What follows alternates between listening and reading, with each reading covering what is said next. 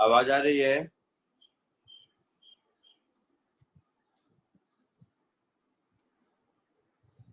मैंने बोला आप लोगों को आवाज आ रही है मेरी?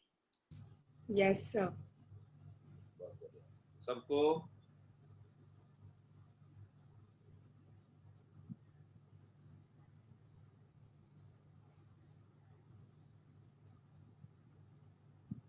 Yes sir. बहुत बढ़िया। कुछ होमवर्क दिया था बुकलेट से मैंने, याद है?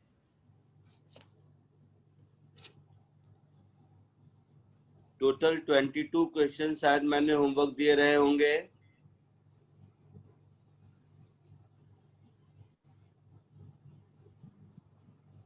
बोलिए।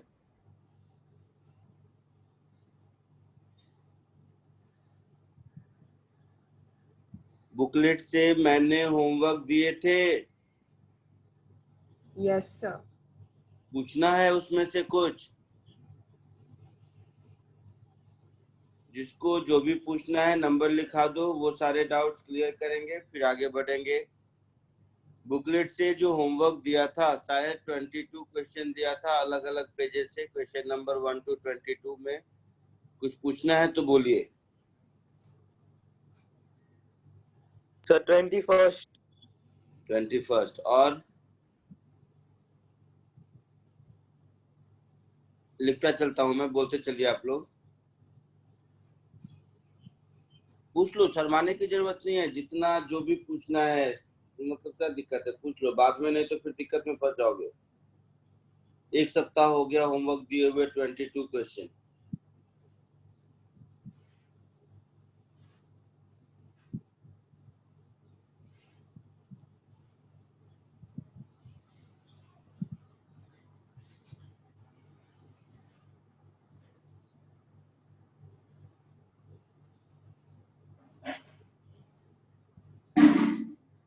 बोलिए। और एक तो 21st सुना, और बोलिए।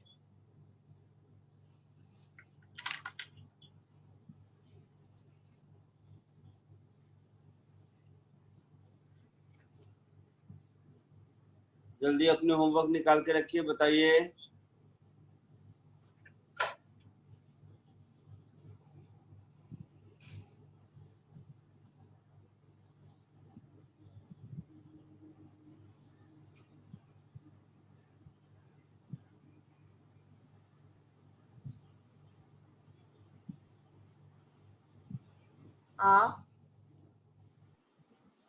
जल्दी।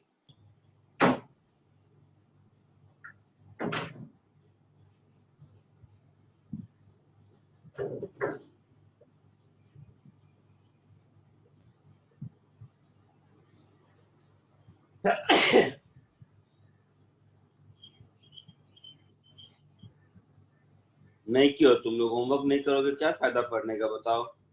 Sir question number 15। 15 ठीक है, मैं लिखता चलता हूँ। अभी नहीं करोगे पकड़े जाओगे, मैं तुरंत पूछ लूंगा इसमें से क्वेश्चन। तो डाउट में मैंने सुना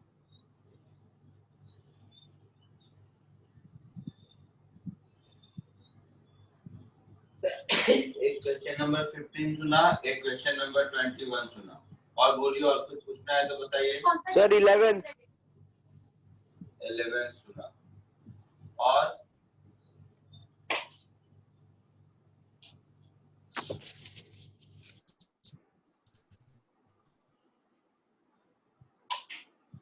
ये होमवर्क बुकलेट के डाउट्स। और बोलिए।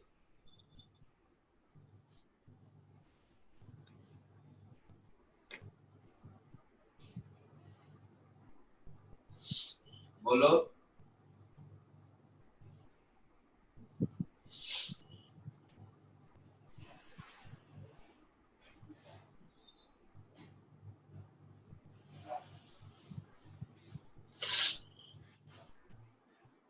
जल्दी।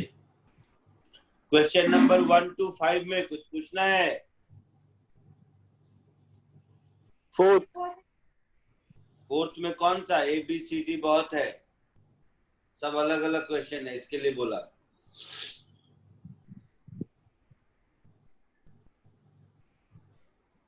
बोलो तो सही, मैं ही बोल रहा हूँ 1 to 5 में पूछना है तब 4 बोल रहे हो। खुद से जो भी पूछना हो, छोटा बड़ा इजी डिफिकल्ट, ये सब मत सोचो, मैं नहीं डांटूंगा। जो भी पूछना है पूछ लो, सीखने आए हो। तो 4 का डी।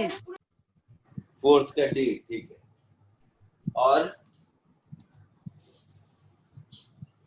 4th का डी, तो ये हो गया। 4th का सी हुआ है तुम लोगों में से किसी से? 4th का सी हुआ है?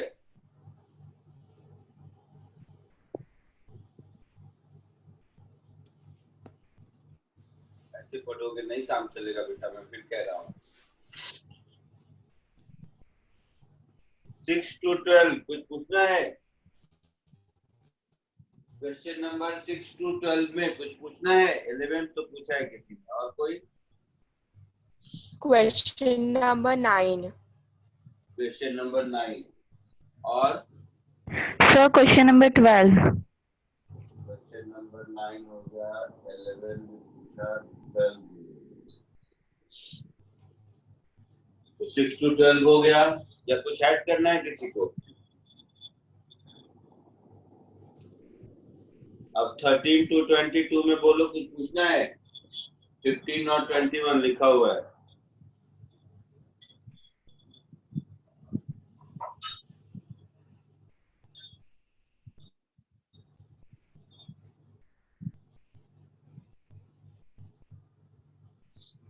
एटीन। कौन सा 18? 18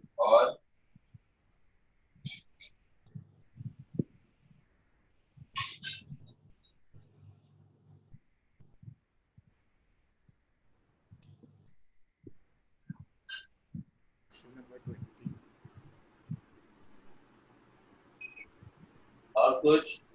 क्वेश्चन नंबर 20। बस हो गया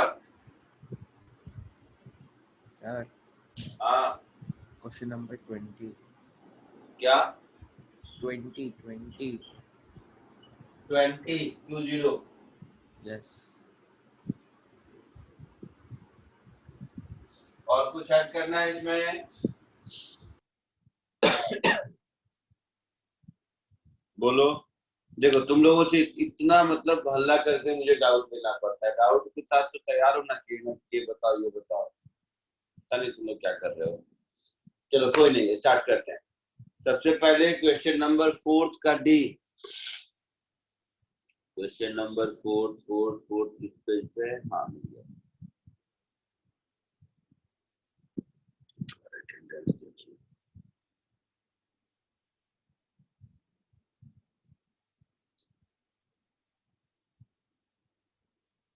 चलो क्वेश्चन नंबर 4 का डी। क्वेश्चन नंबर 4 में है, 4 के डी में, a body moving in a straight line cover a certain distance in following 4 separate and independent ways। ये क्वेश्चन है, उसमें डी में आई 1/5 of the time it covers with a speed v1। तो देखो सब लोग ध्यान से देखो,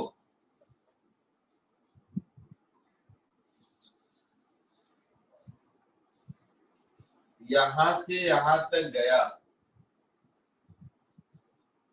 मान लेते हैं इसमें टोटल टाइम t लगा, मतलब यहाँ पर t इक्वल टू 0 है और यहाँ पर टाइम t है। इसका 1/5 मतलब यहाँ से यहाँ तक में टाइम t/5 लगा। इसमें स्पीड v1 से ट्रैवल किया। And in the remaining time 3/4 of remaining distance is covered with a speed v2। तो टोटल डिस्टेंस अगर मान लो x है, ये टोटल डिस्टेंस है, तो उसमें से ये डिस्टेंस जितना चल गया, तो ये डिस्टेंस जितना भी चला होगा और ये जितना बच गया, जो उसका बच गया उसका 3/4 डिस्टेंस है v2 से और 1/4 डिस्टेंस है v3 से। तो ठीक है, ये जो बच गया, तो जो बच गया उसको मैं y मान लेता हूँ, जो बच गया डिस्टेंस उसको y मान लेता हूँ।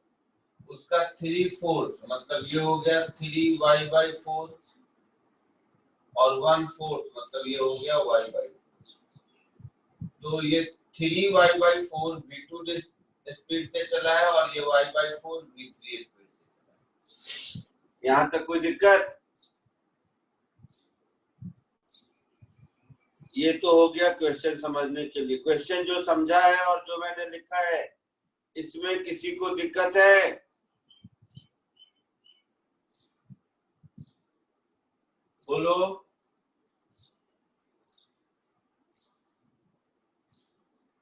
बोलना भाई।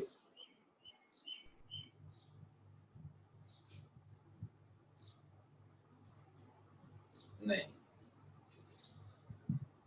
एवरेज स्पीड क्या होता है? Total distance upon total time, ऐसा होता है।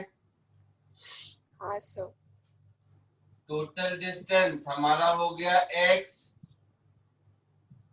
और टोटल टाइम हमारा हो गया t। हो गया। अब या तो ये x t के टर्म में मिल जाए तो इस पॉइंट को A कहते हैं, इस पॉइंट को B कहते हैं, इस पॉइंट को C कहते हैं और इस पॉइंट को D कहते हैं। x को हम लिख सकते हैं AB plus BC plus CD upon T, ऐसा लिख सकते हैं। इसमें से AB डिस्टेंस क्या है? तो T/5 टाइम तक V1 स्पीड से चला, तो AB को लिख सकते हैं V1 इंटू T/5। AB में किसी को कोई दिक्कत है?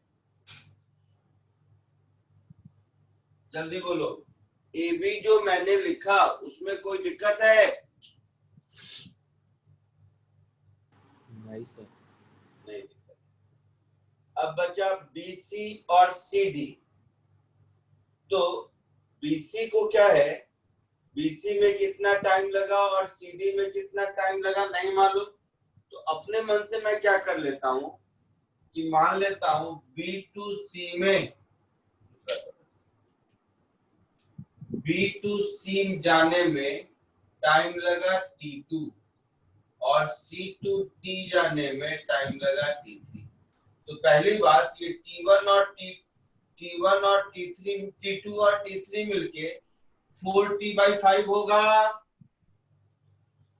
टोटल टाइम T है, उसमें से AB में T/5 लगा, मतलब ये दोनों मिलाकर रिमेनिंग टाइम 4T/5 होगा।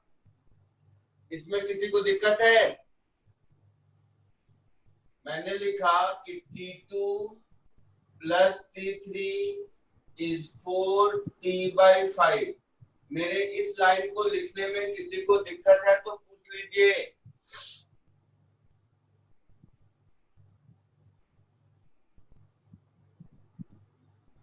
बोलिए।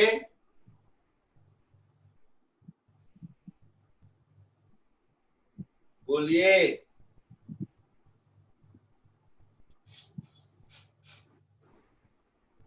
नहीं बोलोगे मैं समझूंगा नहीं दिक्कत है।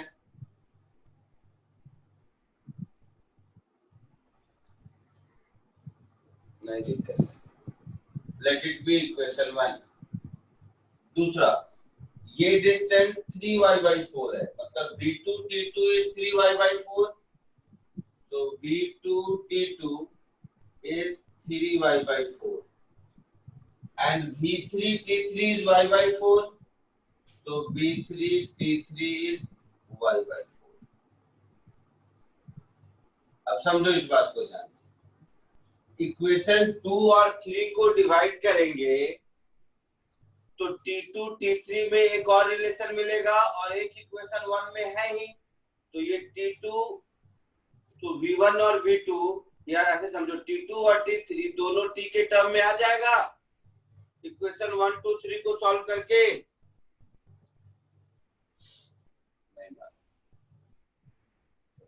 इस पार्ट को यहाँ पे छोड़ देते हैं, जगह इसका कर रहे हैं इसी के बाद में। मैं पहले ये कोशिश कर रहा हूँ कि आपको T1 और सॉरी T2 और T3 ये T के टर्म में लिख दूं ताकि आपको सॉल्व करने में आसानी हो। तो देखिए 2 और 3 को डिवाइड कर दीजिए। तो 2 और 3 को जब डिवाइड कर देंगे तो यहाँ से मिलेगा V2T2 is equal to 3 times V3T3 मिलेगा। तो यहाँ से मुझे T2 मिल गया 3 times V3 by V2 into T3 ऐसा मिल गया। इस T2 को यहाँ सब्स्टिट्यूट कर देंगे तो T3 मिल जाएगा, मिलेगा ना। इसको मैं यहाँ सब्स्टिट्यूट कर रहा हूँ, तो इसको यहाँ सब्स्टिट्यूट करेंगे तो 3V3 by V2 into T3 plus T3 is 4T by 5। तो यहाँ से मुझे मिल गया T3 common 3V3 upon V2 plus 1 is 4T by 5 ऐसा मिल गया। इसमें से एलसीएम ले लोगे तो T3 की वैल्यू मुझे मिल गई 4V2T upon 5 into 3V3 plus V2। ये मुझे T3 मिल गया और T3 मिल गया तो T2 भी मिल जाएगा। तो T2 मुझे कितना मिलेगा 3V3 by V2 into T3 मतलब इतना बड़ा term that is 4V2T upon 5 into 3V3 plus V2। तो इससे क्या हो गया 3V3 by V2 तो ये V2 गया तो 4 3 जा 12 तो 12V3T upon 5 times 3V3 plus V2 ये T2 मिल गया। तो जैसे ही मुझे T2 और T3 दोनों मिल गया हमारा काम चल गया। देखो मुझे AB plus BC plus CD चाहिए तो AB को तो हमने लिख दिया V1 into T by 5 लिख दिया। B2C को लिखेंगे V2T2 और C2D को V3T3 divided by total time T। अब T2 और T3 ये दोनों T के टर्म में मालूम है मुझे तो अब हो गया V1 into T by 5 plus V2T2 तो V2 into T2 करोगे यहाँ पर T2 दिख रहा है तो ये हो गया मेरा 12 V2 V3T upon 5 3V3 plus V2 plus V3T3 तो ये हो जाएगा 4V2 V3T upon 5 3 times V3 plus V2 तो ये तीनों टर्म हो गया डिवाइडेड बाय T। आ गया आंसर। T यहाँ भी है T यहाँ भी है T यहाँ भी है T यहाँ भी है सारे T कैंसिल हो गए। अब एलसीएम में मेरा आ गया 5 times 3V3 plus V2 LCM आ गया। यहाँ 5 है तो ये क्या हो जाएगा V1 into 3V3 plus V2 plus 5 times तो ये वही रहेगा 5 टाइम्स ये भी वही रहेगा तो plus 12 V2 V3 plus 4 V2 V3। एक बार देख लो ये आंसर है।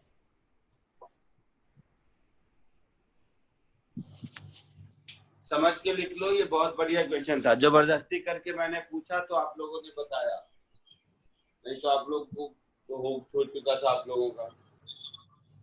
समझ के एक एक स्टेप लिखिए और फाइनली आंसर मैच करके मुझे बताइए आ रहा है या नहीं।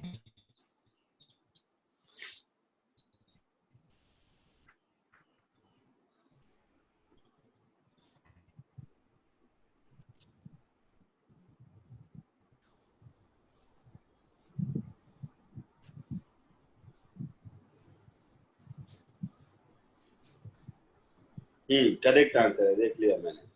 जो ब्रैकेट में लिखा है उसी को मल्टीप्लाई करके लिखा हुआ है आंसर में। क्लियर है सबको?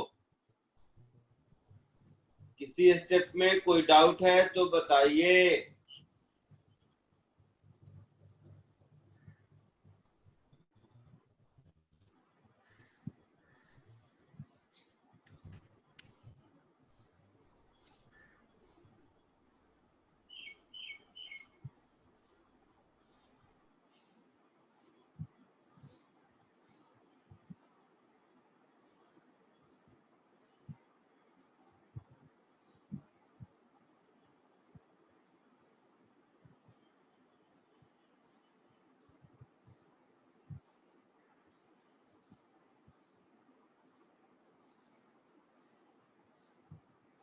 सर जो आपने रेड पेन से लिखा है ना वो नहीं दिख रहा है। डाउट का मतलब तुम लोगों का ये होता है कि दिख नहीं रहा है। लो फिर से लिख देता हूँ। जो रेड पेन से लिखा है ना तो फिर से लिख। उस समय पूछ रहा था समझ आया समझ आया समझ आया, तो दिख ही नहीं रहा था तो क्या समझ आया। ये है T2 और ये है T3, तो ये दोनों टाइम मिलाकर टोटल टाइम का 4/5 होगा, क्योंकि A to B है 1/5, तो B to D total time का 4/5 होगा। तो वो मैंने लिख दिया था T2 plus T3 is 4/5 of total time. अभी दिख रहा है? हाँ सर। ये इक्वेशन समझ आया? हाँ सर। दूसरा, B to C V2 speed से T2 टाइम तक ट्रेवल किया और कितना डिस्टेंस 3y/4, तो दूसरा मैंने लिख दिया था इक्वेशन कि 3y/4 is equal to V2 T2। तीसरा, V3 स्पीड से T3 टाइम तक ट्रेवल किया y/4, तो y/4 is equal to V3 T3, ऐसा लिख दिया था। फिर इक्वेशन 2 और 3 को आपस में डिवाइड कर दिया था, तो यहां से ये आ गया था। बात ये नहीं है कि कॉपी करो, बात ये है कि मैं ऐसा कर क्यों रहा हूं। तो कर इसलिए रहा हूं, स्टार्ट यहां से किया कि एवरेज स्पीड में total distance upon total time चाहिए। मैंने टोटल टाइम को वेरिएबल टी बना दिया, तो टोटल डिस्प्लेसमेंट के हर टर्म में अगर टी आ गया तभी कैंसिल होकर टी से इंडिपेंडेंट आंसर आएगा, क्योंकि आंसर में मुझे केवल V1 V2 V3 रहना है। ये प्लानिंग सीखना है कि आंसर में मुझे केवल V1 V2 V3 रखना है। नंबर 1, हमने प्रॉब्लम को डिफाइन करते वक्त एक वेरिएबल टाइम आ गया, एक वेरिएबल एक्स आ गया, एक वेरिएबल वाई आ गया, तो ये टाइम एक्स वाई इस सब को V1 V2 V3 T इसी में रिप्रेजेंट करें इन सच अ वे कि T कैंसिल हो जाए। तो T तो डिनोमिनेटर में है, मतलब ऊपर वाले न्यूमरेटर के हर टर्म में मुझे T इंट्रोड्यूस करना है, इसीलिए राइट हैंड साइड में ये सारी कहानी करी। क्लियर?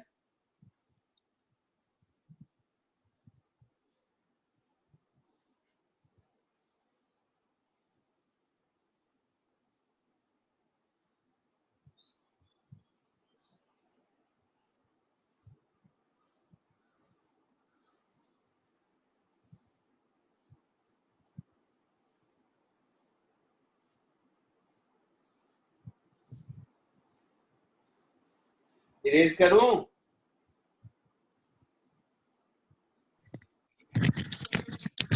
सर 2 मिनट रुको ना। रुको।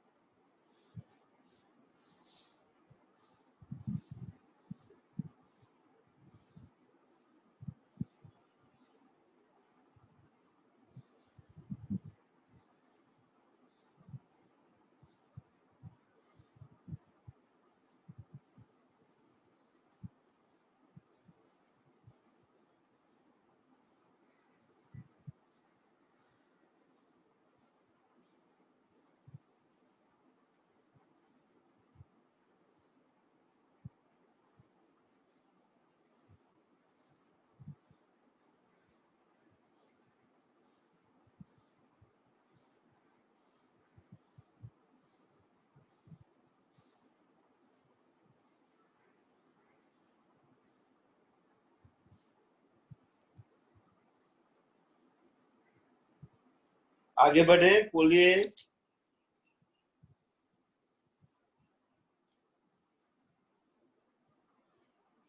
Sir 2 minute.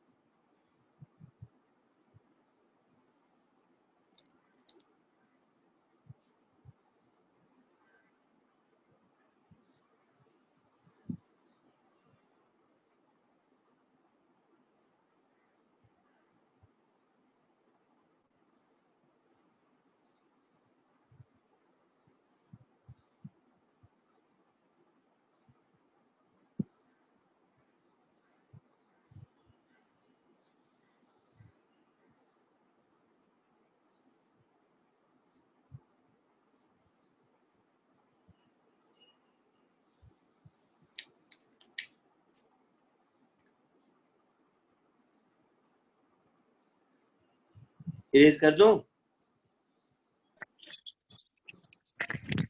हाँ सर। ठीक है। Question number 9।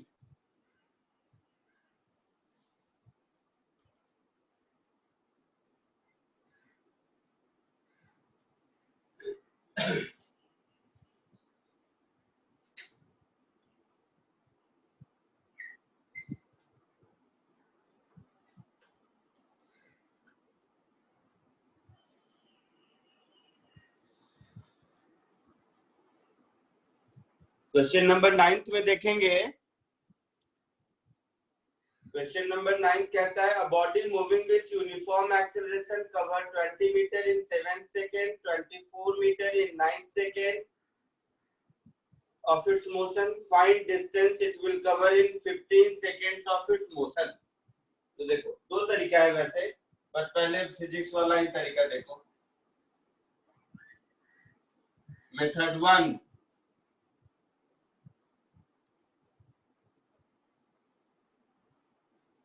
देखिए आप लोग बोलिएगा क्या लिखा हुआ है। 7 सेकेंड में कितना डिस्टेंस ट्रेवल करता है? बोलो 20 मीटर। कितना? 20 मीटर। जोर से बोल भाई। 20 मीटर। तो 7 सेकेंड में 20 मीटर डिस्टेंस ट्रेवल करता है। अच्छा, यूनिफॉर्म एक्सीलरेशन लिखा हुआ है। एक्सीलरेशन की वैल्यू मालूम है क्या?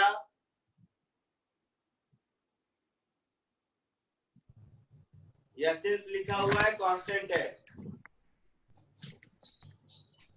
बोलो भाई, क्वेश्चन अटेम्प्ट की हो तो ये सब चीज तो फिंगर टिप्स पे याद रहने चाहिए। क्वेश्चन के इंफॉर्मेशन कांस्टेंट है, नहीं लिखा हुआ, केवल लिखा है कांस्टेंट है। दूसरा इंफॉर्मेशन हमारे पास है। अच्छा, पहले इसी इंफॉर्मेशन को देखते हैं। तो 7 सेकेंड का मतलब क्या हुआ कि 7 सेकेंड में जितना डिस्टेंस ट्रेवल किया माइनस 6 सेकेंड में जितना डिस्टेंस ट्रेवल किया, ये मिलाकर 20 मीटर है। इसका यही मतलब हुआ ना? ये बात समझ आई? 7 सेकेंड का मतलब क्या हुआ? जैसे मैं पूछूं कि तुमने लास्ट के 1 घंटे में कितनी पढ़ाई की है। मान लो पूरे दिन में तुमने 5 घंटे पढ़ाई की है, तो मैं पूछूंगा कि लास्ट के 1 घंटे में कितने क्वेश्चन सॉल्व किए। तो पूरे 5 घंटे में कितने किए माइनस शुरू के 4 घंटे में कितने किए, वही होगा 5वें घंटे में कितने किए। है ना? Yes sir. So Yes, distance sir. traveled in 7 second का मतलब है हाँ, distance travelled in 7 second minus distance travelled in 6 second. ये बात समझ आ रही है? यस। तो हाँ, ये सर। अगर समझ आ गया तो देखो, अब इसको हम लिख सकते हैं डिस्टेंस ट्रेवल्ड इन 7 सेकेंड को ut plus half AT square, तो u into 7 plus half a into 7 square minus इसको लिख सकते हैं u into 6 plus half a into 6 square. इन दोनों का डिफरेंस 20 है, तो 7u और 6u मिलाकर u हो गया हाफ a, ये हो गया 7 square minus 6 square, this is 20, तो ये हो गया u plus half a 7 square a plus b into a minus b, तो 13 हो गया, तो u प्लस 13a/2 20 हो गया। ये एक इक्वेशन मुझे मिल गया, मिला। Yes sir. दूसरा इंफॉर्मेशन मेरे पास क्या है कि 9 सेकेंड में कितना डिस्टेंस ट्रेवल किया, बोलो। नहीं यार, तुम लोग के सामने क्वेश्चन भी नहीं पढ़ते। क्या पूछा है? 9 बोला है 9 सेकेंड में 24 मीटर 24 चला, तो 9 सेकेंड में 24 चला, ये एक इंफॉर्मेशन है।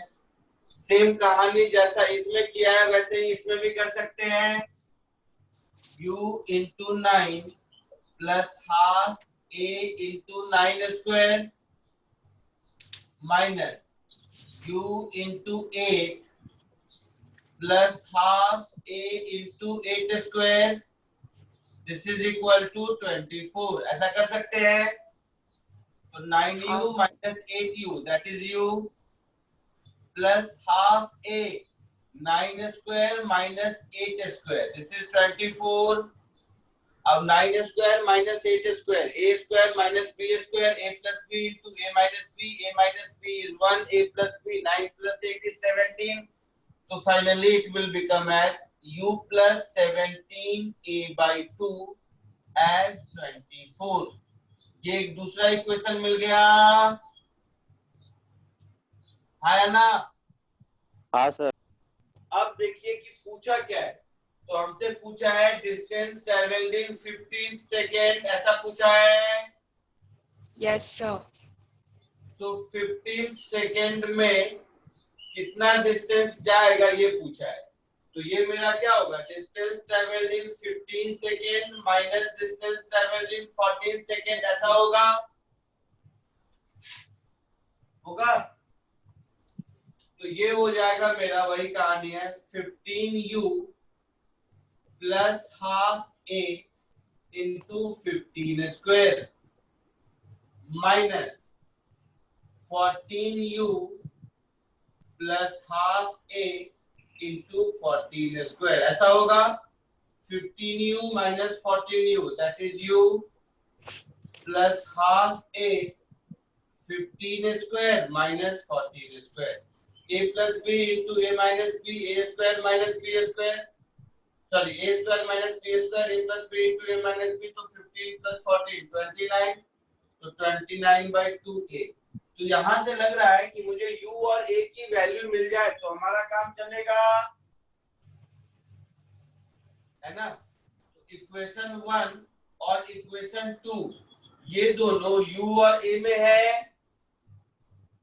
तो इन दोनों को सॉल्व करेंगे तो u और a की वैल्यू मिल जाएगी, उस u और a की वैल्यू लास्ट वाले एक्सप्रेशन में पुट कर देंगे तो आंसर मिल जाएगा।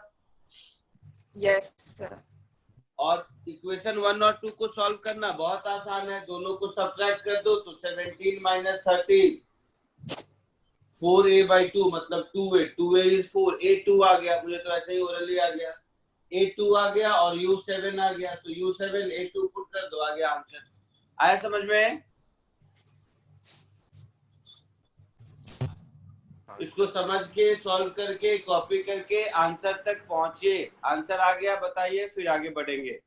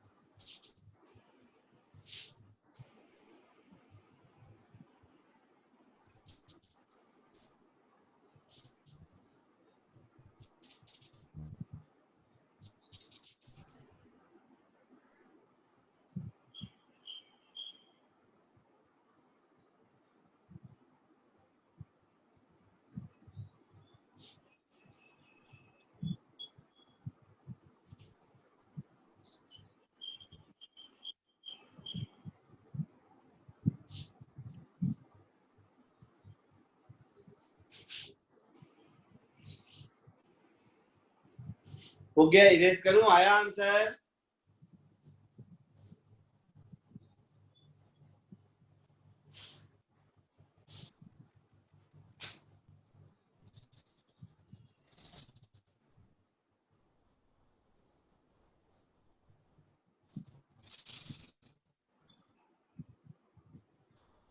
बोलो बेटा, कोई तो बोलो। हाँ सर, आंसर आ गया। आंसर आ गया, बहुत बढ़िया। इरेज कर दूं? सर मेरा नहीं आया। किसको नहीं आया? क्या नाम है? सलमान। यू और ए को सॉल्व किया, इक्वेशन 1 और 2 को? हाँ सर, कर वो किया। कितना आया यू और ए का वैल्यू? सर मेरे को एक आ रहा है 1। ए का 1 आ रहा है, गलत आ रहा है। कैसे ए का 1 आ गया? सर मैंने सब्ट्रैक्ट किया सेकंड को फर्स्ट हाँ, से, one, तो ठीक है, 1 आ गया, चलो हो सकता है। दोनों को सब्ट्रैक्ट किया तो u चला गया 17 माइनस 13, 4a/2, 4a/2 मतलब 2a is 4, a 2 आएगा, 1 कहाँ से आया? क्या सर आएगा? a 2 आएगा शायद। 82 आएगा। ए की वैल्यू 2 है। हाँ सर, शायद गलत किया मैंने, देखता हूँ। हाँ सर। इक्वेशन सॉल्व करने में क्या दिक्कत है? ये तो साइमल्टेनियस इक्वेशन है, 1 और 2 को सब्ट्रैक्ट करना है। हाँ सर, वो रॉन्ग हुआ था कुछ, वो देखा मैंने। इरेज करो? सर फिर उसके बाद क्या करना है कि वैल्यू आ जाएगी फिर? तो a का वैल्यू 1 में पुट करके u निकालना है। ओके u और सर। a तो मिल गया, तो फाइनल आंसर में पुट कर देना है, आंसर ओके निकालना ओके है। Sir. Okay sir, thank you sir. Erase करूं? एक शॉर्टकट देखो। हाँ सर। एक शॉर्टकट से ये जल्दी सॉल्व हो जाएगा, लेकिन उसके लिए आपको ये बताना होगा कि स्कूल में अरिथमेटिक प्रोग्रेशन नाम का चीज पढ़े हो? हाँ सर। हाँ सर।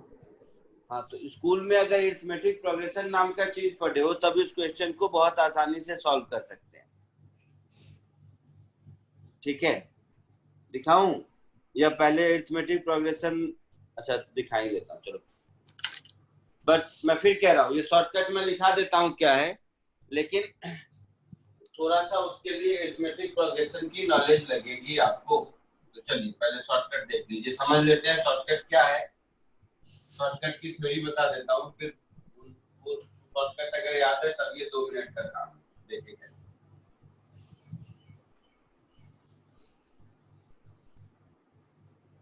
तो पहले ये शॉर्टकट सीखते हैं, फिर मेथड 2। प्रॉब्लम सॉल्व करना जरूरी है। तुम लोगों को होमवर्क दिया, तुम लोग नहीं प्रॉब्लम सॉल्व करोगे तभी प्रॉब्लम के थ्रू नई नई चीजें सीखेंगे। जैसे अभी अगर प्रॉब्लम नहीं डिस्कस करते हम, तो ये शॉर्टकट में नहीं सिखाता ना। देखो कैसे।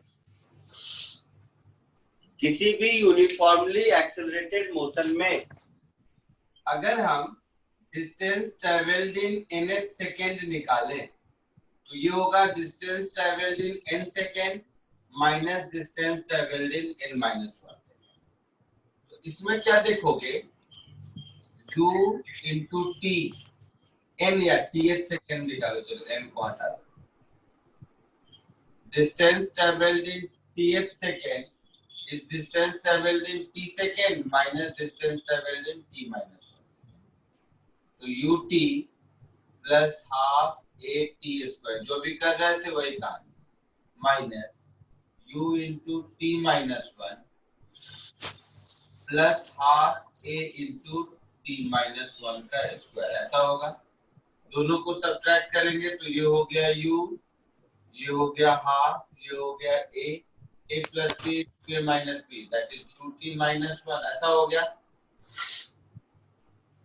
तो ये मेरा हो गया u plus 2 गया तो at minus a/2, तो ये हो गया मेरा u minus a/2 plus a into t।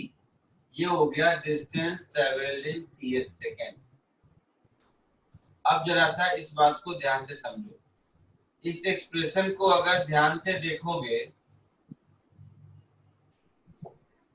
तो for a given value of u and a, समझ रहे हो, for a given value of u and a, ध्यान से सुनेगा सब, फर्स्ट सेकेंड में कितना डिस्टेंस ट्रेवल करेगा, u माइनस a बाई 2, आया ना, हाँ sir. u plus a by 2, t equal to 1 put करेंगे तो फर्स्ट सेकेंड में कितना डिस्टेंस ट्रेवल करेगा, u minus a by 2 plus a, that is u plus a by 2, है ना। हाँ सर। तो यही से ये ऐसा भी दिख जाएगा। तो फर्स्ट सेकेंड में डिस्टेंस ट्रेवल किया u plus a by 2, second में कितना डिस्टेंस ट्रेवल करेगा,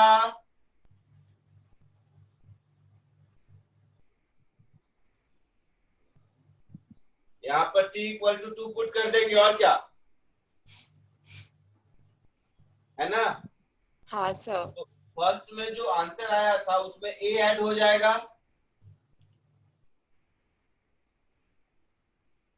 है ना। थर्ड सेकेंड में कितना डिस्टेंस ट्रेवल करेगा, फिर a ऐड हो जाएगा। फोर्थ में कितना करेगा, फिर एक a ऐड हो जाएगा पीछे वाले में। ये बात समझ में आ रही है। हाँ सर। तो अगर ये बात समझ में आ रही है और दिमाग में एक शॉर्टकट बन गया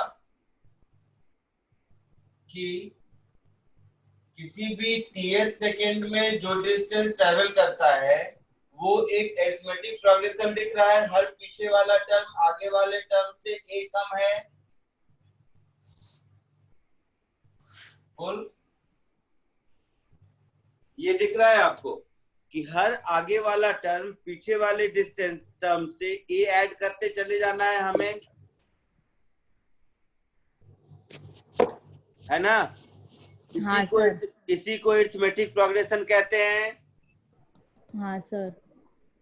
तो अरिथमेटिक प्रोग्रेशन जिसका फर्स्ट टर्म a है और कॉमन डिफरेंस d है, उसके nth टर्म का फॉर्मूला मालूम है, a plus n minus 1 into d।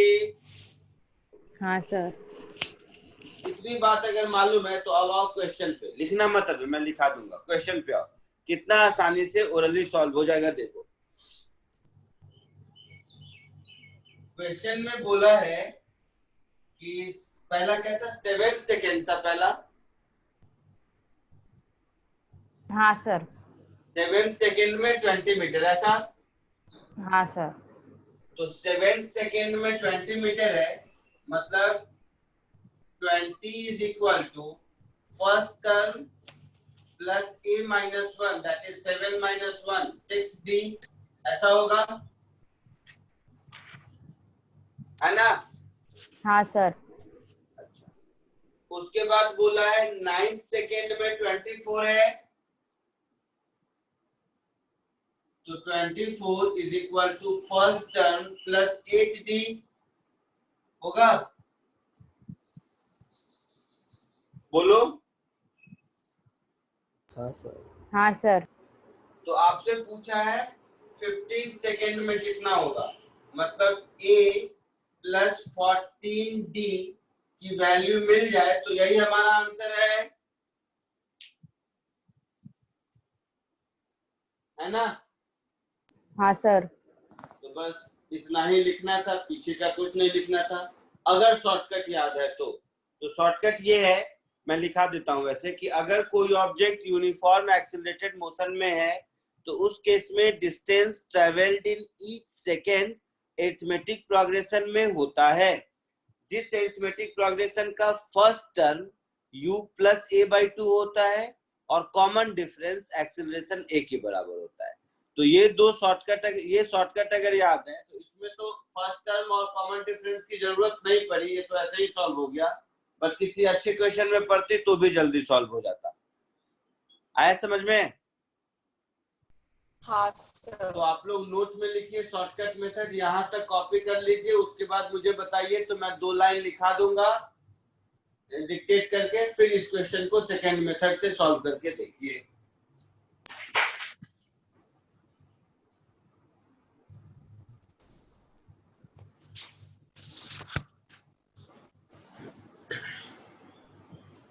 So finally 9th हुआ और 9th के थ्रू है। क्या बोल रहे हो?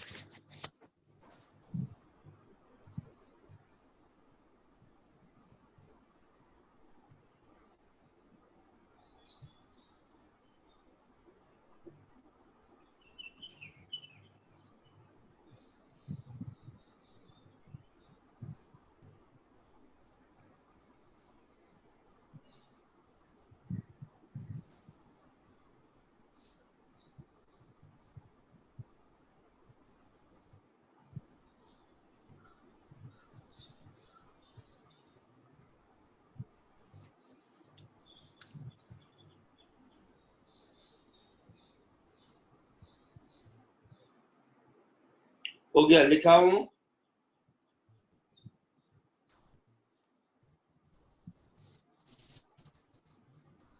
लिखा हूं, देखिए। Hence,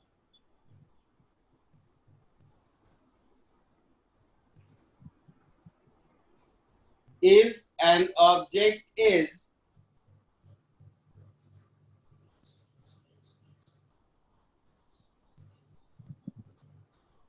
moving with constant acceleration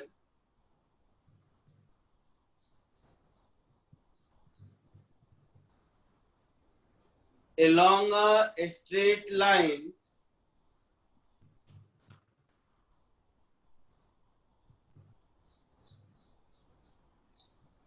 then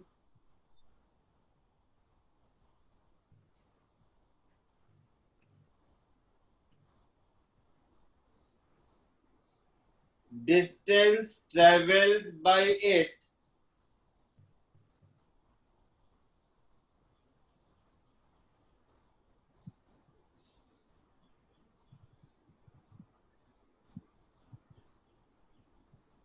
in every second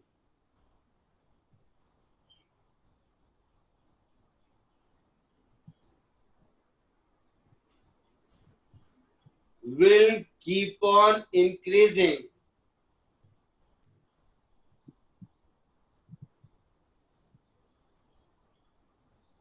in arithmetic progression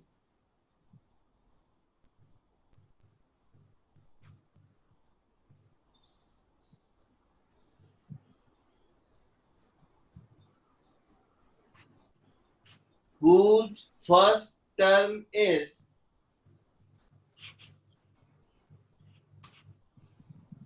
u plus a by 2 and common difference is a, whose first term is u plus a by 2 and common difference is a. तो ये एक line का एक shortcut आपको अगर याद है तो फिर इस क्वेश्चन में ज्यादा टाइम नहीं लगता। ये क्वेश्चन नंबर 9 के थ्रू सीखना था हम लोगों को। आगे बढ़े। सर हाँ बोलो। सर ये वाला जो शॉर्टकट मेथड है कौन से टाइप के सम्स पे applicable जोर से बोलो।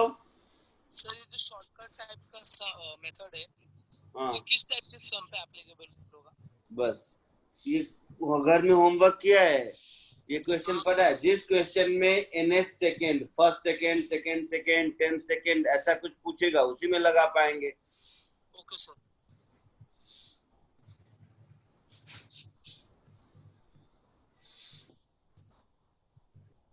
रेज कर दूं?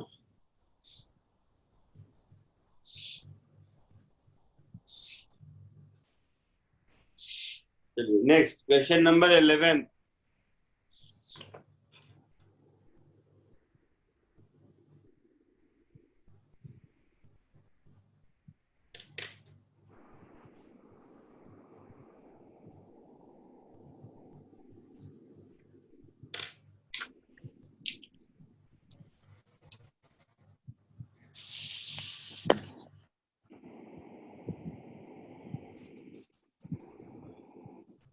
Question number 11. An object moving along x-axis with uniform acceleration 4 meter per second square at t equal to 0, x is equal to 5, v equal to 3. तो देखो x एक्सिस में जा रहा है, t equal to 0 मतलब कहां से शुरू किया? तो t इक्वल टू 0 पर x इज इक्वल टू 5 पर था और इस मोमेंट पर इसकी स्पीड कितनी थी? क्या लिखा है? t equal to 0, x is equal to 5 और v इक्वल टू कुछ तो लिखा होगा ना?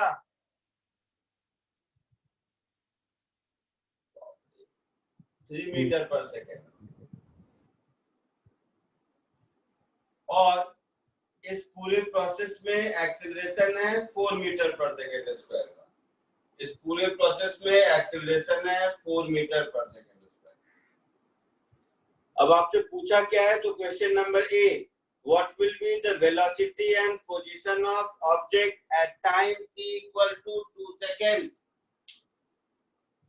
तो t इक्वल टू 0 का सब कुछ दिया हुआ है, मतलब इनिशियल वेलोसिटी हो गई 3 मीटर पर सेकेंड, एक्सेलरेशन है 4 मीटर पर सेकेंड स्क्वायर। तो t इक्वल टू 2 सेकेंड के बाद क्या होगा? तो t इक्वल टू 2 सेकेंड के बाद v मेरा हो जाएगा u प्लस 80। तो u का मतलब 3, a का मतलब 4, t का मतलब 2। तो 3 plus 8 that is 11 metre per second. ये v का आंसर हो गया। बी पार्ट में पूछा है इसका पोजीशन कहाँ होगा, तो इसका पोजीशन कहाँ होगा? तो ये कितना डिस्प्लेसमेंट होगा? तो ut plus half T square. u कितना हो गया? 3, t कितना हो गया? 2 हाफ, एक्सेलरेशन कितना है? 4, t कितना है? 2 का स्क्वायर। तो 3 2 जा 6, 4 2 जा 8, 8 प्लस 6 14 मीटर। मतलब अपनी जगह से 14 मीटर आगे गया होगा। तो पहले x इज इक्वल टू 5 पर था, 14 मीटर और आगे जाएगा तो अब कहाँ पहुंचेगा? 14 plus 5 x is equal to 19 metre पर पहुंचेगा t इक्वल टू 2 सेकेंड्स पर। तो पोजीशन क्या हो गया? x is equal to 19 metre. आया आंसर? 11th के ए का आंसर आया।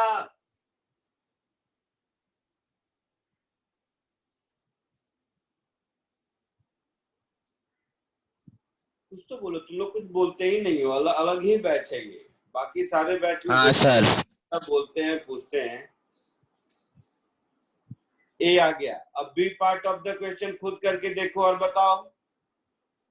एकदम फॉर्मूला बेस्ड है वो भी।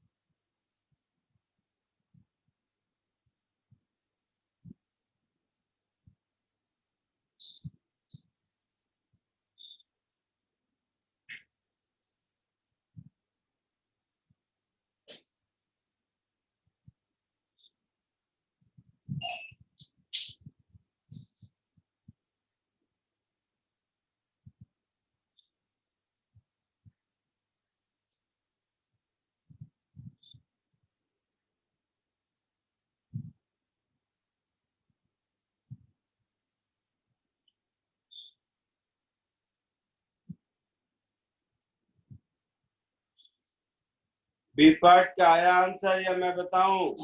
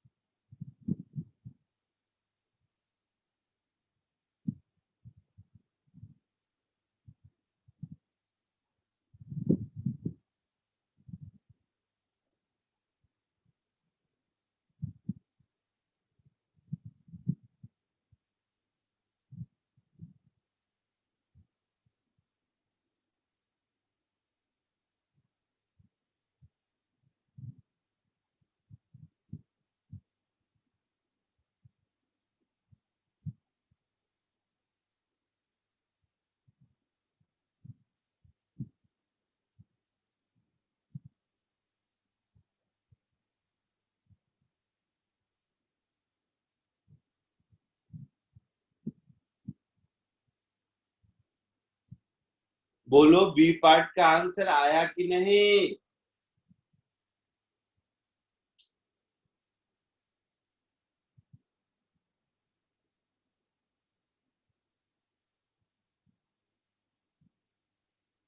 भाई गजब है तुम लोग। चलो मैं ऐसे ही बिना पूछे हुए बताए चलता हूँ, पढ़ने दो। B part of the question क्या है? What will be the position of object when its velocity 5 metre per second? तो इनिशियल वेलोसिटी मालूम है, एक्सीलरेशन मालूम है, final velocity 5 metre per second मालूम है। तो इतनी देर में कितना डिस्प्लेसमेंट होगा ये मिल जाएगा तो हमारा काम चलेगा। चलो इनिशियल वेलोसिटी 3 मालूम है, फाइनल वेलोसिटी 5 मालूम है, acceleration 4 metre per second square मालूम है। जब ये सब मालूम है तो v square is equal to u square plus 2as means 5 square is equal to 3 square plus 2 into 4 into s। तो 5 square 25, 3 square 9, 25 minus 9 16, 16 is equal to 4 to the 8s। तो यहाँ s की वैल्यू हो गई 2 मीटर, मतलब इतनी देर में 2 metre आगे जाएगा। तो x इज इक्वल टू 5 से जाना शुरू किया, 2 मीटर और आगे जाएगा तो x is equal to 7। B part का आंसर होगा x is equal to 7 metre, ये बी पार्ट का आंसर। ये हो गया क्वेश्चन नंबर 12। 12 है 11 है, ये 11 था, सॉरी।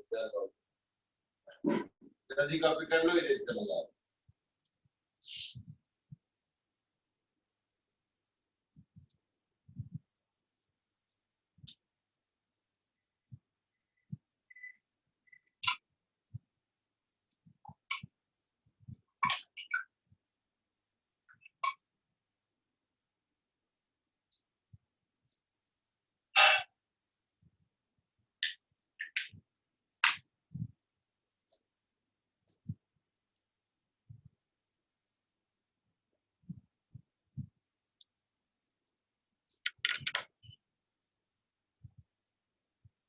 हो गया, इरेज करूं?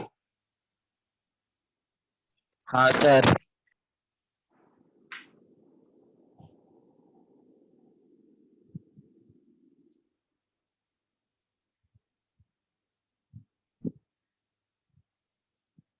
Next question number 12।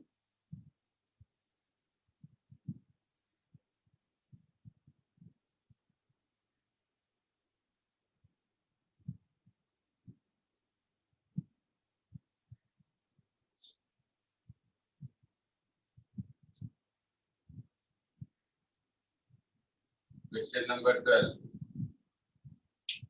Question number 12 में क्या लिखा है? On a foggy day, driver of two trains traveling in opposite direction on the same railway track spot each other when they are 80 meters apart, traveling at 72 and 60 km per hour respectively. Both apply brakes simultaneously, retarding their engine at uniform rate 5 meters per second square. Find the distance by which collision is averted. तो ठीक है, 80 metre apart, 72 and 60। तो ये एक train है, ये train इधर जा रहा है 72 किलोमीटर पर आवर से, और दूसरा ट्रेन यहाँ से 80 मीटर दूर है, ये इधर आ रहा है 60 किलोमीटर पर आवर से। दोनों ने जब एक दूसरे को देखा तो 80 मीटर पे के डिस्टेंस पर था, तो दोनों ने ब्रेक लगाया। तो ब्रेक लगाने से क्या होगा? रिटार्डेशन होगा। तो इसका रिटार्डेशन और इसका रिटार्डेशन इक्वल है। कितना है वो equal value? 5 metre per second square. तो इसका रिटार्डेशन हो गया, मतलब acceleration 5 metre per second square, इसका भी हो गया -5 मीटर पर सेकेंड स्क्वायर। तो दोनों टकराने से बच जाएगा। तो कितनी दूरी दोनों के बीच होगी, ये पूछा है।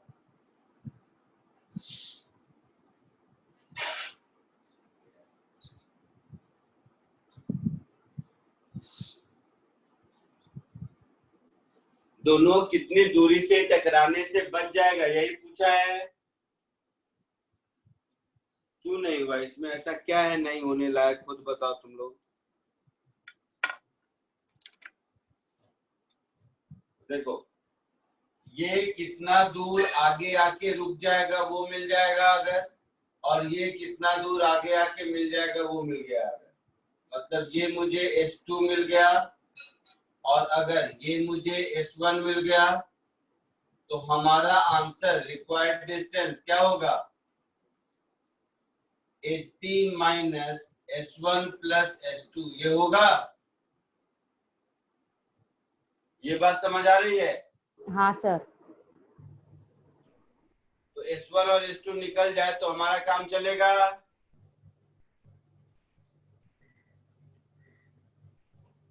तो ट्रेन ए के लिए लिखो, ट्रेन ए के लिए initial speed 72 kilometre per hour को मीटर पर सेकंड में कन्वर्ट करोगे तो कितना होगा?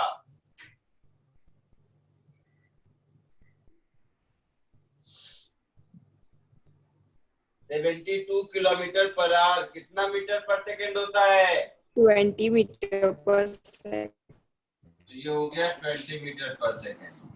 एक्सीलरेशन हो गया -5 मीटर पर सेकेंड स्क्वायर। तो कहाँ जाके रुकेगा, मतलब v0।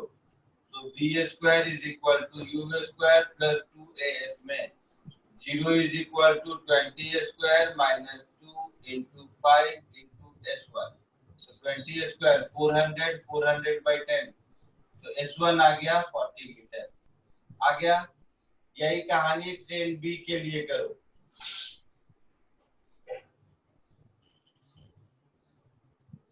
ट्रेन बी के लिए initial speed 20 metre per second, retardation that is acceleration minus, नहीं इनिशियल 60 है, तो 60 को मीटर पर सेकेंड में करेंगे तो कितना होगा?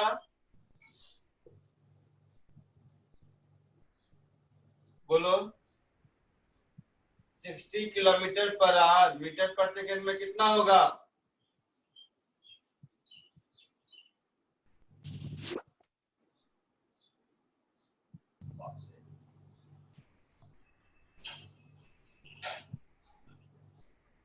ये सब फिर ना सिखाऊंगा किलोमीटर पर आवर को मीटर पर सेकेंड में कन्वर्ट करना।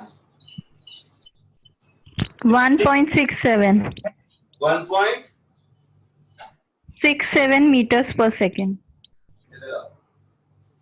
60 इंटू 5/18 होगा, ये मालूम है। 6 से 6 3 जा 18, 6 से 6 10 जा 16, तो ये 50/3 होगा। 1 पॉइंट कैसे होगा बेटा? तो ये हो गया 50/3 मीटर पर सेकेंड। एक्सीलरेशन हो गया -5 मीटर पर सेकेंड स्क्वायर, और रुक गया तो v0। तो इसमें भी v square is equal to u square plus 2as लगा देंगे, तो 0 इज इक्वल टू 50/3 का whole square minus 2 into 5 into s2। तो यहाँ से मुझे s2 मिल गया 50 इंटू 50/9 इंटू 5 टू 10, तो 250/9 मीटर मिल गया s2। अब इस s1 s2 को यहाँ पुट कर दो, तो रिक्वायर्ड डिस्टेंस कितना हो गया? 80 माइनस 40 प्लस 250/9। ये सॉल्व करके जो आएगा वो आंसर होगा। ये एडिशन सब्ट्रैक्शन तो खुद कर लो कम से कम।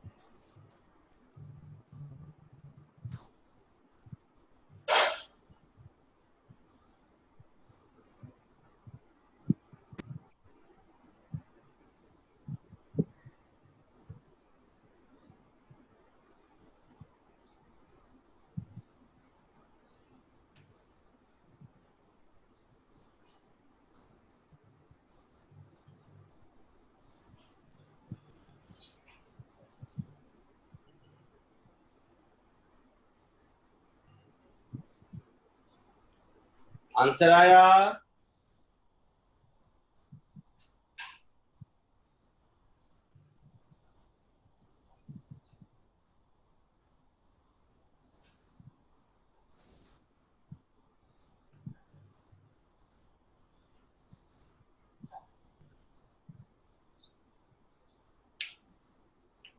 हाँ सर। बहुत बढ़िया।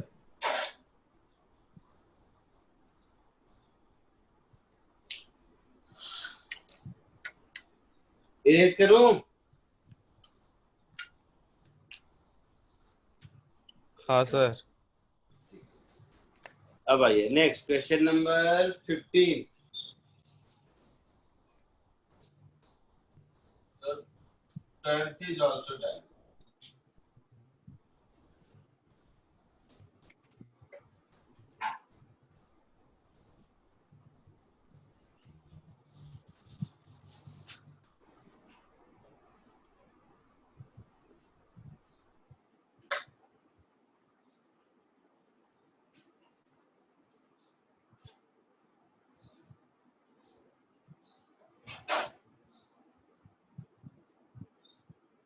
Question number 15.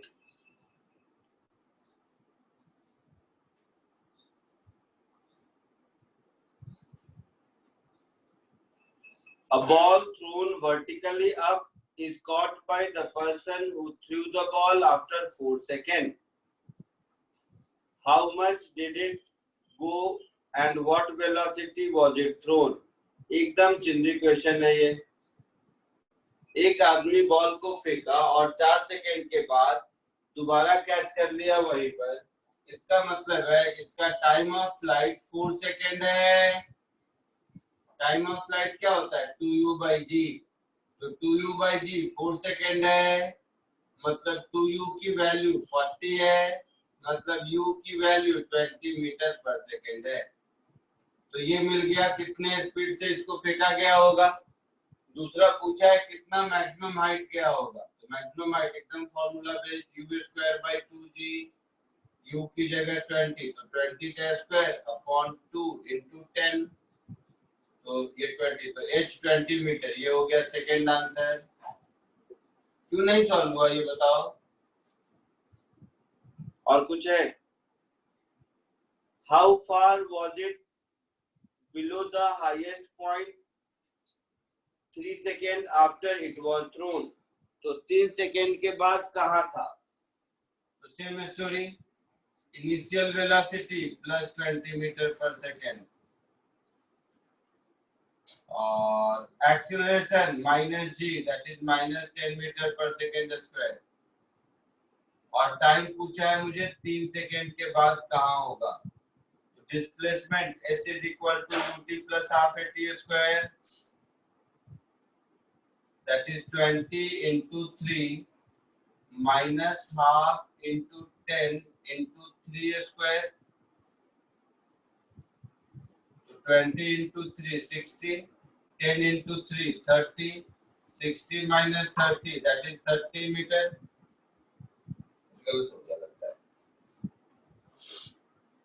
ut plus half at square. u20 आया था.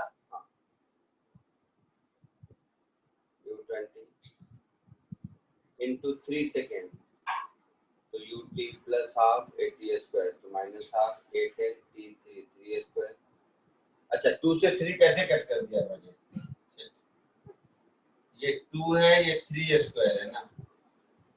तो 2 5 जा 10 और 3 स्क्वायर 9 9 into 5 45 होगा. तो 60 minus 45 तो 60 minus 45 मतलब 15 metre. 3 second. Total time of flight है 4 सेकेंड. इसका मतलब क्या होगा. ये नीचे से ऊपर गया होगा ऊपर से वापस आ रहा होगा. तो t इक्वल टू 0 पर यहाँ होगा 4 सेकेंड का आधा. t इक्वल टू 2 सेकेंड पर यहाँ होगा ऐसे गया. और t इक्वल टू 3 सेकेंड पर यहाँ होगा. और t इक्वल टू 3 सेकेंड पर डिस्प्लेसमेंट मिला 15 मीटर. मतलब यहाँ से यहाँ का डिस्टेंस होगा 15 मीटर. मैक्सिमम हाइट मिल चुका है 20 मीटर. मतलब यहाँ से यहाँ का डिस्टेंस है 20 मीटर. तो आपसे पूछा है मैक्सिमम हाइट से कितना नीचे है. तो 5 मीटर है ना. क्वेश्चन पढ़ लो. Below maximum height. Maximum height से कितना नीचे है. तो मैक्सिमम हाइट से कितना नीचे है 20 ये है और 15 ये है. तो ये 5 मीटर. तो मैक्सिमम हाइट से 5 मीटर नीचे है आंसर. आया समझ में. कॉपी कर लीजिए इसको.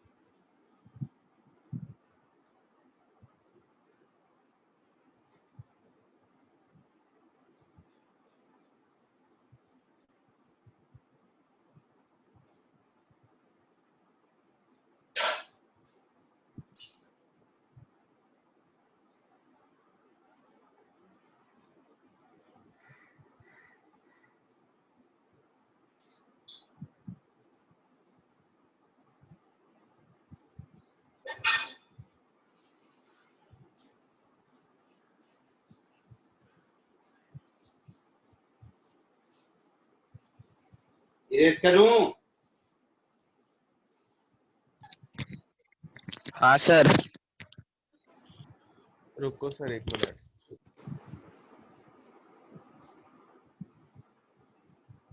नेक्स्ट 18।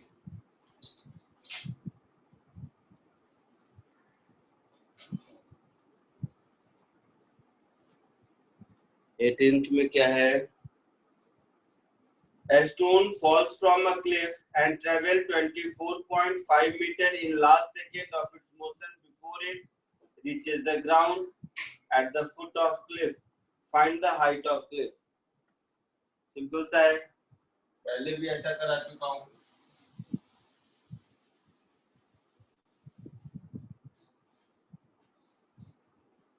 तो ये है हाइट ऑफ क्लिफ, मान लो h है। यहां से एक बॉल को ड्रॉप किया तो बॉल नीचे आएगा, तो बोलता है लास्ट सेकंड में 24.5 मीटर नीचे गया। मतलब यहां से जब ड्रॉप किया तो टोटल टाइम नीचे पहुंचने में t लगा, तो यहाँ पर t-1 सेकेंड में रहा होगा। इस पॉइंट को a लिख दो, इस पॉइंट को b लिख दो, इस पॉइंट को c लिख दो। तो a टू b के लिए अगर लिखोगे तो initial velocity 0, displacement s, a to b में कितना होगा h माइनस 24.5 मीटर, किधर नीचे की ओर, तो माइनस एक्सेलरेशन माइनस g और टाइम t-1 सेकेंड। तो इसको लिख सकते हैं minus of h minus 24.5 is equal to u into t plus half, that is minus g into t square, that is t minus 1 का स्क्वायर। तो ये सब माइनस माइनस हटाने के बाद ऐसा आ गया h minus 24.5 is half g t minus 1 का स्क्वायर। ये हो गया एक इक्वेशन। पूरा a टू c का अगर लिखेंगे तो a टू c के लिए क्या है, u 0 है, डिस्प्लेसमेंट माइनस h है, एक्सेलरेशन माइनस g है, टोटल टाइम t के बराबर लगा, तो minus h is equal to 0 into T minus half into G T square. तो यहाँ से मिल गया h is equal to half G T square. दूसरा इक्वेशन, तो पहले और दूसरे इक्वेशन दोनों में दो अननोन है, एक स्मॉल t और दूसरा कैपिटल H। दोनों को सॉल्व कर देंगे तो कैपिटल H मिल जाएगा। कैपिटल H पूछा है, आया समझ में कुछ? यहाँ तक लिख लो, फिर सॉल्व करके देखो आंसर आया कि नहीं।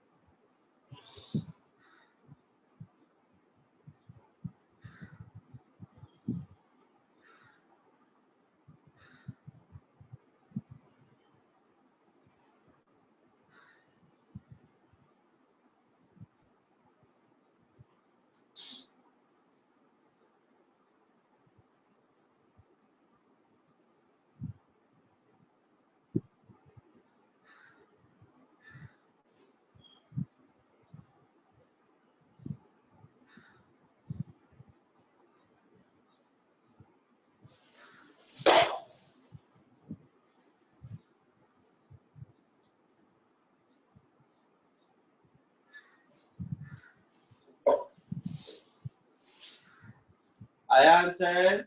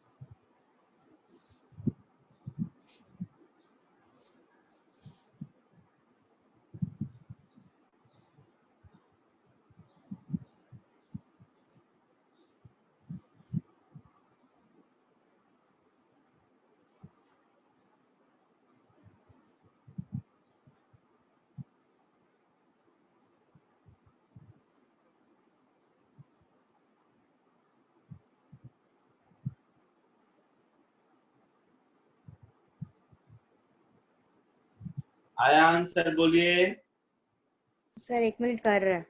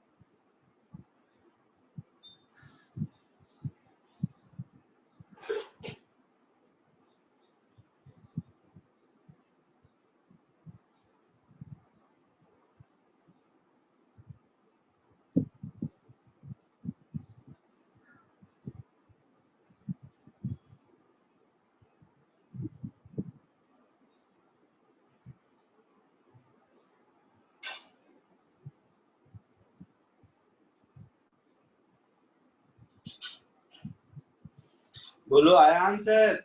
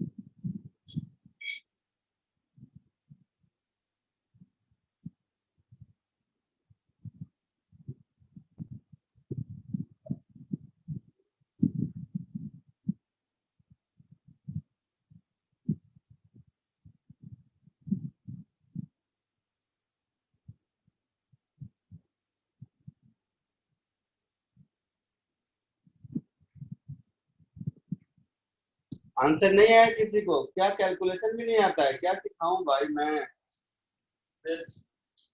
देख 1 और 2 को सॉल्व कर। 1 में क्या है? Half G T square, h की वैल्यू है -24.5, this is equal to half G T minus 1 का स्क्वायर। यही है, इसको इधर ले जाओ तो हाफ जी common t square minus t minus 1 का square, this is 24.5. a square minus b square, a plus b into a minus b, ये हो गया 2t minus 1, this is 24.5. g की वैल्यू 10, 2t minus 1, 24.5 into 2 कितना होगा? g की value question में शायद 9.8 लिखा हुआ है, तो g 9.8 ले लो, तो 24.5 into 2 कितना होगा? 49. So 2t minus 1 is 49 upon 9.8. So that is 49 into 10 upon 98. 49 to the 98, 2 5 the 10, 5 हो गया. तो 2t minus 1 5 हो गया, मतलब 2t 6 हो गया, मतलब t 3 सेकेंड हो गया. अब t 3 सेकेंड हो गया और h पूछा है, तो t का ये वैल्यू यहाँ पर कर दो, तो h कितना हो गया? Half into g 9.8 into t square, that is 3 square 9. तो 9/2 इंटू 9.8 मीटर, ऐसा कुछ आंसर होगा. ये मल्टीप्लिकेशन कर लोगे ना कि मैं करूं?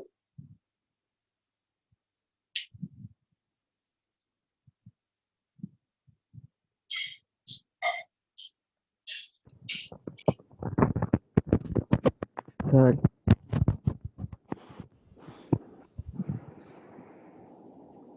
सर बोलो. आपने -245 क्यों लिया? क्या किया?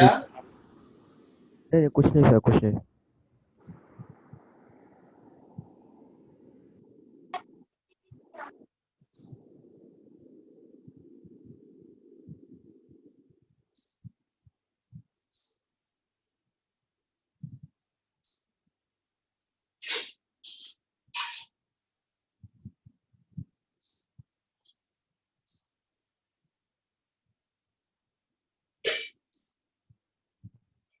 इरेज करूं?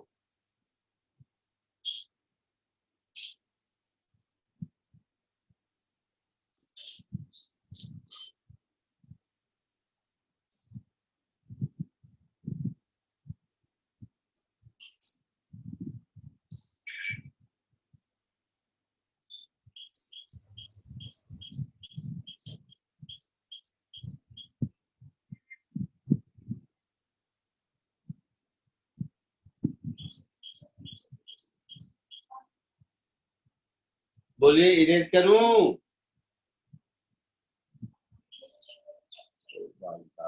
लोग गजब बैच है. Yes, sir.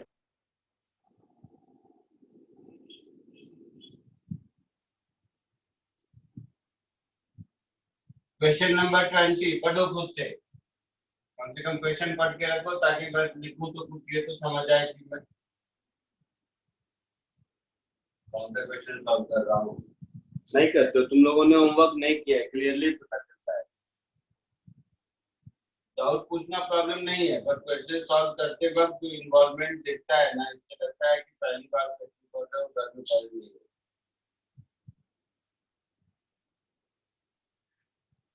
ये एक वेल है, ये वेल है 45 मीटर डीप, मतलब ऊपर से 45 मीटर नीचे पानी है.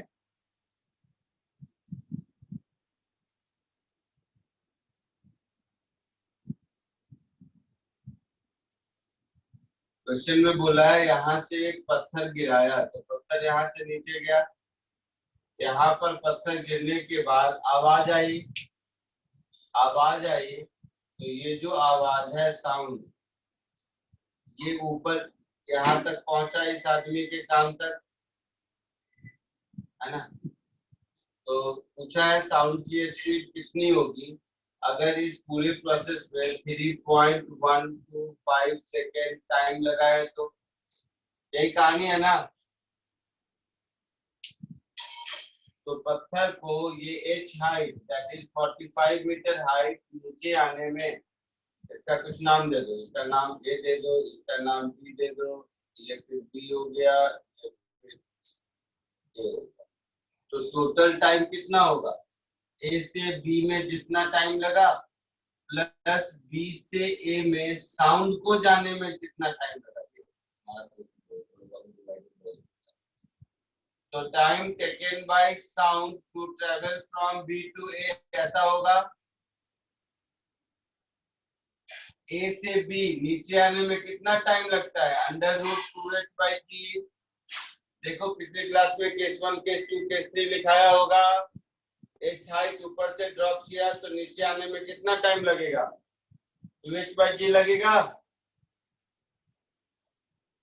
हाँ सर।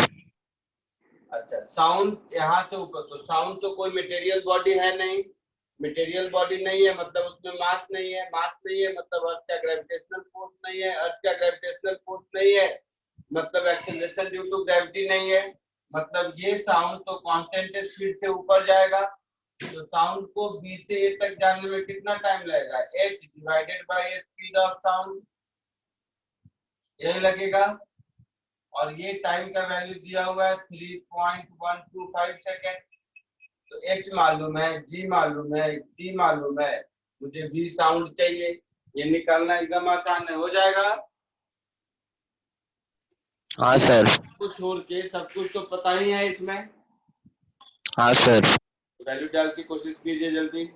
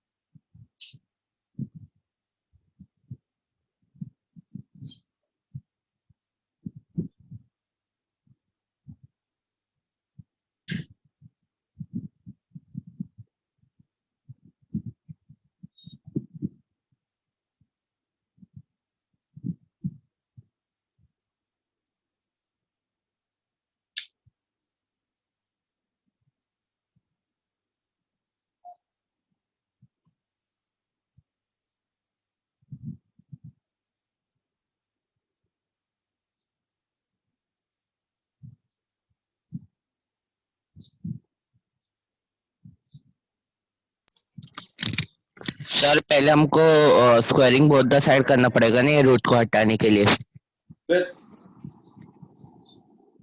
h का वैल्यू पुट करो 2h/g में।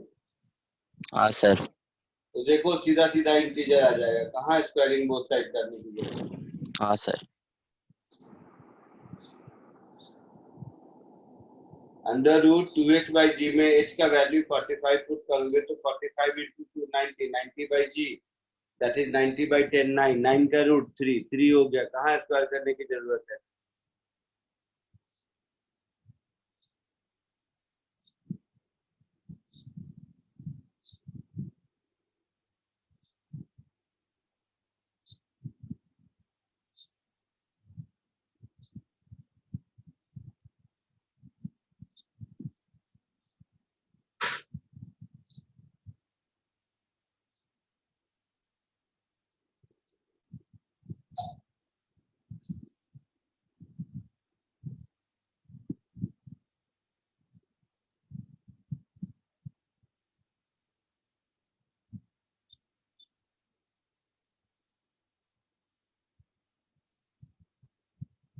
लो मैं ही सॉल्व कर देता हूँ।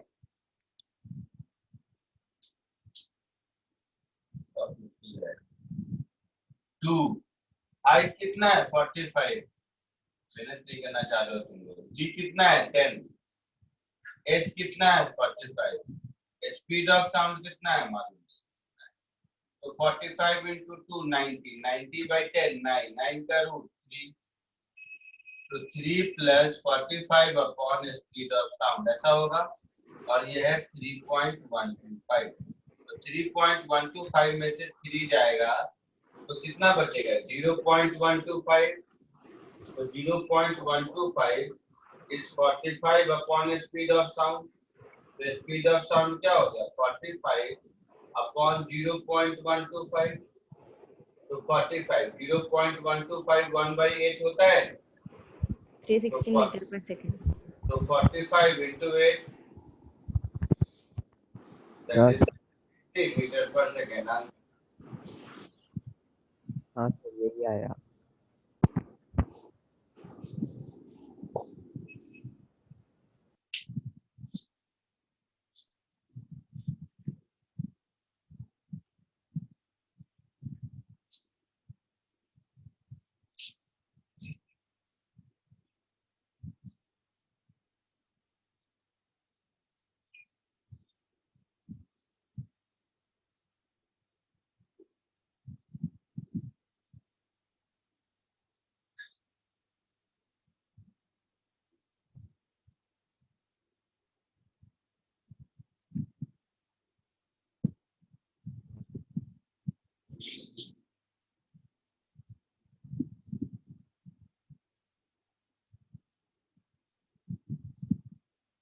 आगे बढ़े।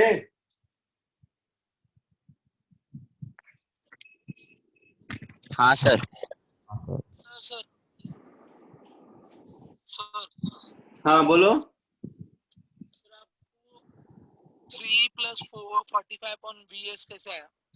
क्या सर आपको कौन था? है ना 3 + 4 45 अपॉन द साउंड ऑफ नहीं पावर ऑफ V साउंड। जोर से बोल, थोड़ा जोर से बोल, मैं कुछ नहीं समझ पा रहा हूँ, पता नहीं। सर आपको वो है ना 3 + 45 अपॉन VS V साउंड वो वाला स्टेप। अरे रूट के अंदर 2 × 45 दिख रहा है। हाँ सर। तो 45 × 2 कितना होता है? 90 अपॉन 10। हाँ सर 9 का √3। हाँ सर समझा sir.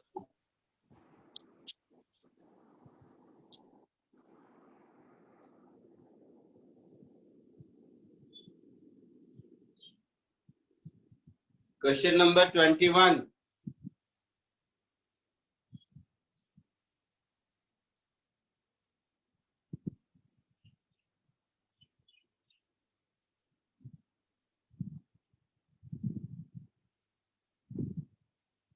Acceleration due to gravity of a planet is 1/5 that of the Earth. If it is safe to jump from a height 2 meters on Earth, what will be the corresponding safe height on the planet? और जी कितना है planet पर? 1/5 है, ठीक है। तो देखो ये है अर्थ,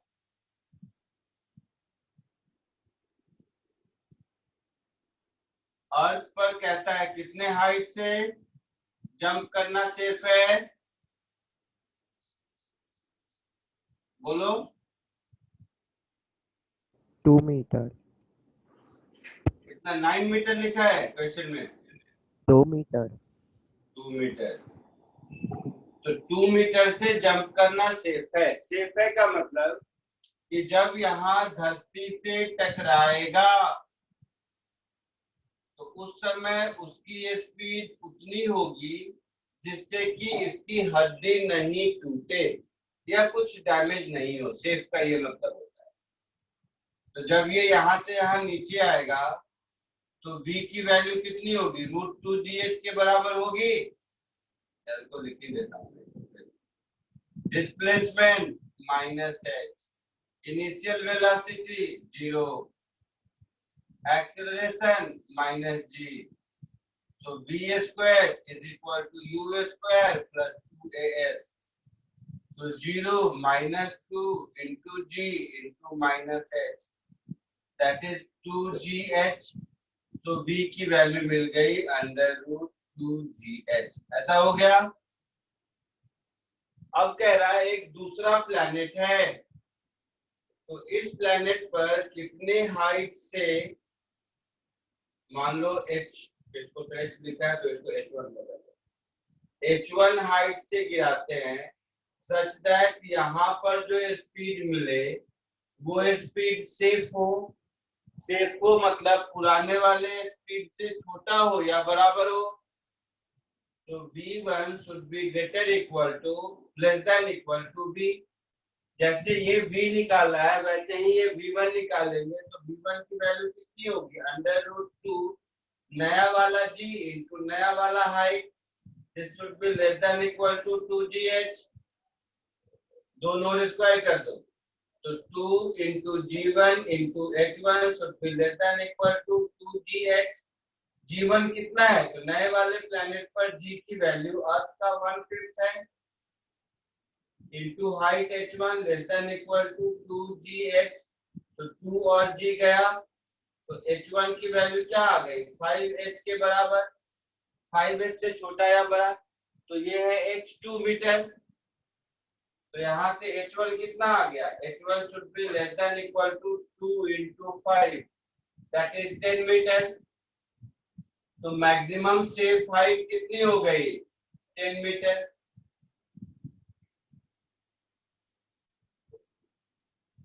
आया समझ में? हाँ सर। कॉपी कर लीजिए इसको।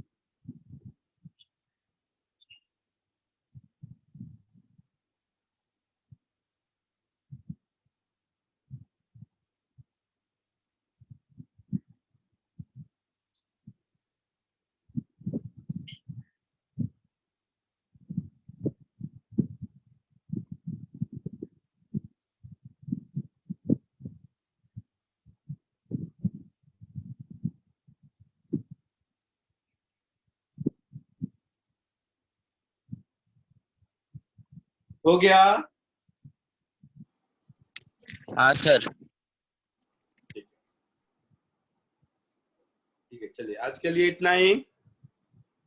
ये था मोशन अंडर ग्रेविटी। अगले क्लास में हम लोग प्रोजेक्टाइल मोशन पढ़ेंगे। वेक्टर में आप लोगों को सर ने रेजोल्यूशन ऑफ वेक्टर पढ़ाया होगा। किसी भी वेक्टर को आई जे के कंपोनेंट में कैसे ब्रेक करते हैं। नहीं सर, अभी नहीं करा। पढ़ाया शायद। हाँ सर। सोच के बताओ, पढ़ाया है कि नहीं? याद है मेरे को, पढ़ा है। पढ़ाया है सर ने? हाँ सर हाँ। तो वो एक बार रिवाइज करके आओ, तब जाके प्रोजेक्टाइल मोशन समझ में आएगा। Okay sir. ठीक है? Okay, sir. तो अगली क्लास में प्रोजेक्टाइल मोशन पढ़ेंगे, उसके लिए प्रीडिक्विजिट है रिजोल्यूशन ऑफ वेक्टर जानना। ठीक है, चलिए बाय।